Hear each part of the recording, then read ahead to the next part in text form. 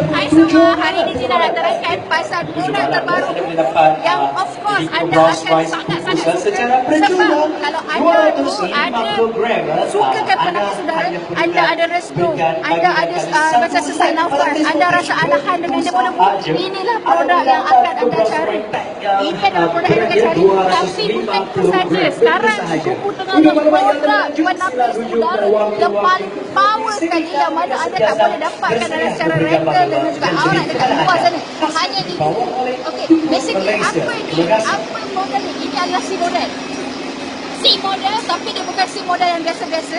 Ini C model humidifier. Apa tu humidifier? Humidifier ialah salah satu benda yang membuatkan ruang anda lebih moist, lebih lembap. Maksudnya kalau misalnya contohnya kita kat rumah, kita guna aircon, kulit kita akan kering kan? So kita boleh minta tolong bantuan C model ni untuk pastikan kulit kita lebih lembap walaupun tengah tidur dekat dalam aircon. Best kan? Best. Okey, apa bezanya? Jangan risau ya, Dad akan masuk paket. Kita tunjukkan apa bezanya. Sekarang ni kita boleh masukkan air. Ya. Dia macam Transformers kan, C model plus ni. Yang mana kita boleh masukkan air, kita masukkan air. Boleh menyertai permainan ini.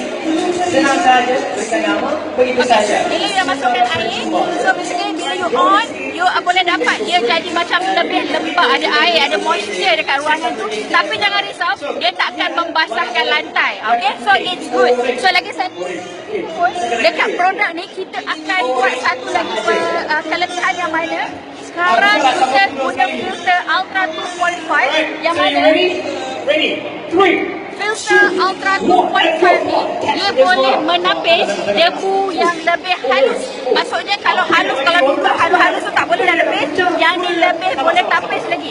So maksudnya sekarang ni tengah bagi anda peluang untuk dapatkan penapis udara secara rental dan juga outright dengan promosi-promosi yang lebih hebat sekarang ni, dengan adanya lagi filter yang ditambah baik. Maksudnya sekarang ni debu-debu yang halus-halus tu pun masih boleh ditapis dengan sempurna. So nak dapatkan C model, of course you wajib dapatkan C model, sebab C model akan pasti membantu anda dan keluarga anda untuk jadi lebih sihat dan memberikan satu environment yang lebih lembap, yang lebih bebas daripada debu, supaya anda lebih happy dan ceria. Okay? So dapatkan sekarang, C model ada promosi yang sangat hebat. Jangan terlepas, dapatkan sekarang. Okay?